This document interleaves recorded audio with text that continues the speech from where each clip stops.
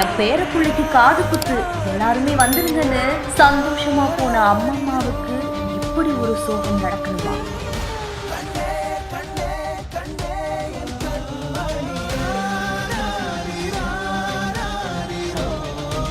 அதிவேகத்தில் car மோதி விபத்தாகும் பதப்பதைக்கும் CCTV காட்சிகள்.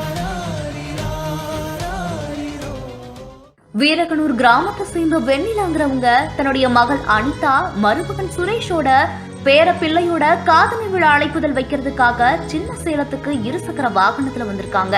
அப்போ சின்ன சேலம் புறவழி சாலையில இருந்து நகருக்குள்ள நுழைய ட்ரை பண்ணும்போது சேலத்துல இருந்து சென்னை நோக்கி வந்துட்டு இருந்த கார் ஒண்ணு நேருக்கு நேர் மோதி விபத்தாகி இருக்கு. விபத்துல 3 பேருமே பலத்த காயங்களோட சின்ன சேலம் அரசு மருத்துவமனைக்கு அனுப்பி வைக்கப்பட்டிருக்காங்க.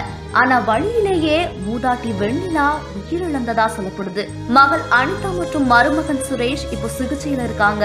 இந்த துயரமான சம்பவம் தொடர்பா சின்னசேலம் போலீசார் விசாரணை மேற்கொண்டு வராங்க.